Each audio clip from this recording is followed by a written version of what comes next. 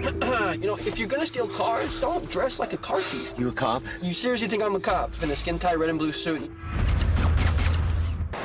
Hi, we're the Huge Movie Fanatics, and we are here to give you another one of our world-famous trailer reviews, which gets more views than any of our actual movie posts. That's because it's new stuff that's more relevant, people are more interested in it, that's why. So we are here to review the Amazing Spider-Man trailer 2.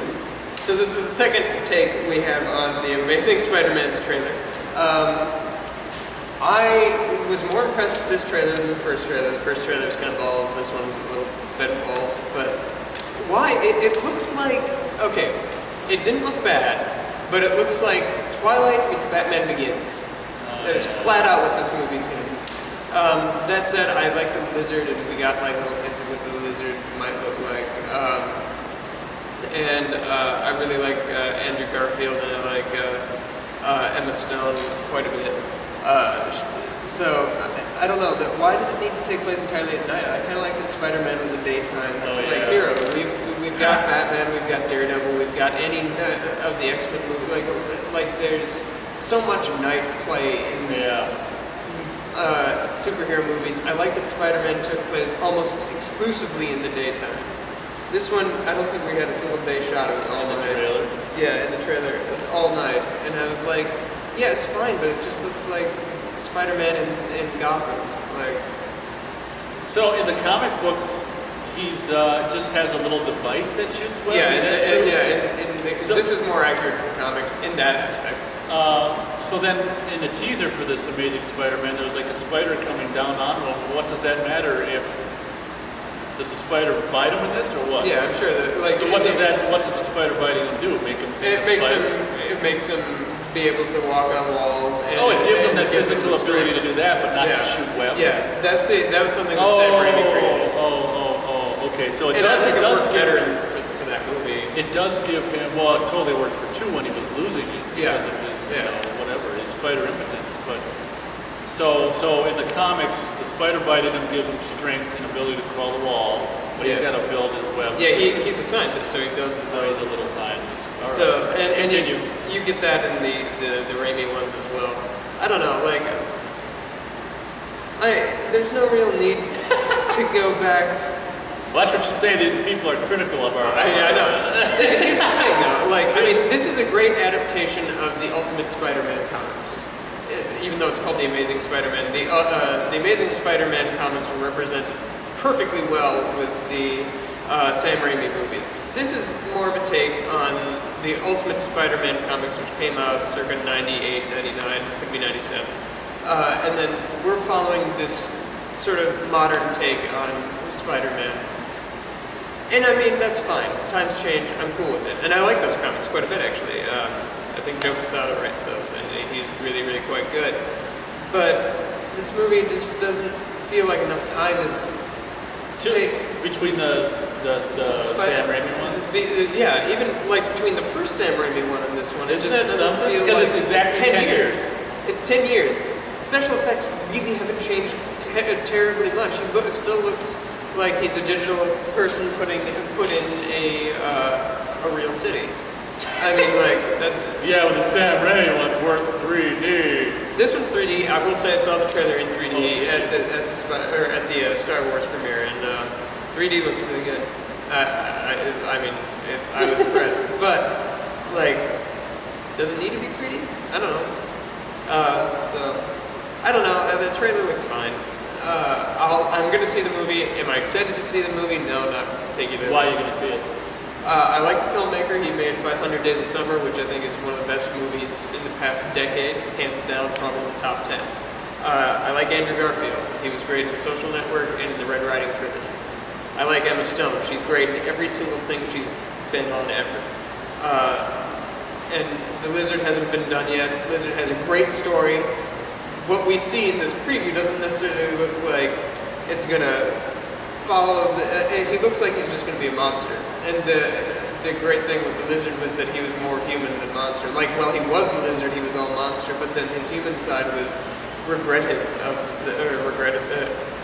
filled with regret about what the acts that he was doing that he didn't know he was doing. Like, there was such pathos there, and that looks like it's going to be entirely ignored.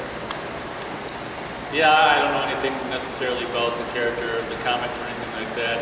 I just have to agree with which we commented on the teaser trailer review, which is, it just seems way too soon to do this again. And like you say, even from the first one, not even talking about 3, which is, barely any years at all since that came out. What, 5? 5 or something, and it's just like, it does seem, we're going to get a lot of criticism, that's fine, go ahead and criticize us, but just wait when you get older, and then they start remaking, rebooting franchises every They're going to 7 remake years. the remake of Friday the 13th, and you'll be so upset. Just we'll wait until they remake, they reboot Spider-Man again, maybe you'll get it more, but you're entitled to your opinion.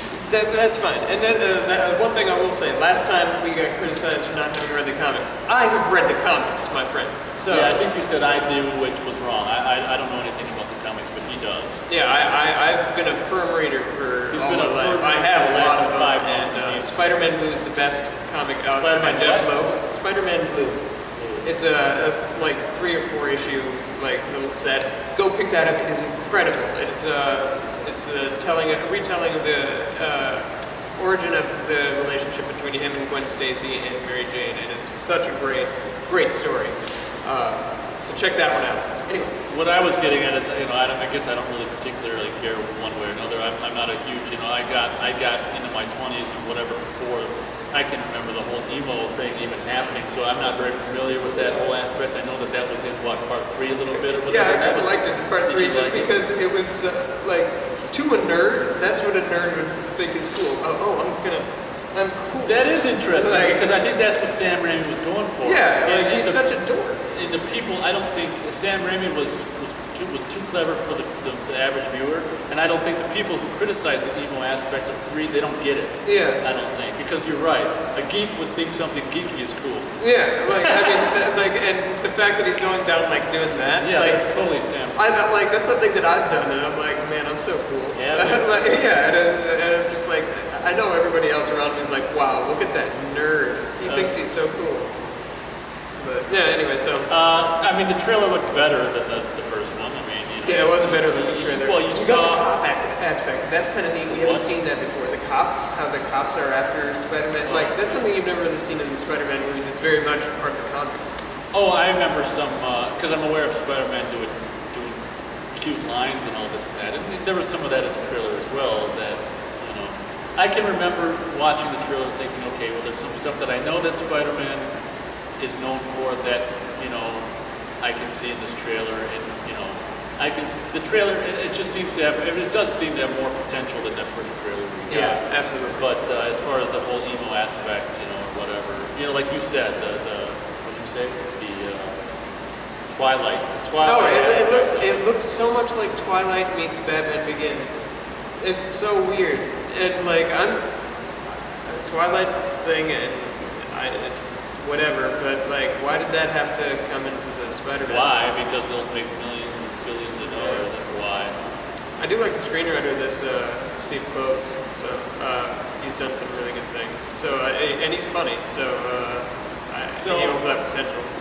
Amazing Spider-Man. There's so many potentials here. So I'm hoping for good. Give me good. Come on, please. Yeah, as long as you're doing it, do it good. I can't obviously compare with source material, but I can still say if I enjoy it or not. Yeah, so you can still make it enjoyable or not. So it's the second trailer is more entertaining, gives more confidence than what we saw as far as I'm concerned in the first trailer. Yeah. So there you go. If you're done, I'm done. That's Spider-Man, the Amazing Spider-Man. We'll be seeing it. I'll probably 5 months. I'll see it just because. When's it supposed to come out? 5 months, July. Sounds Christ. 5 months away, July, Jesus. Anyway, we'll catch you. I don't know if there'll be another trailer before then or not. I don't know, but we'll catch you later.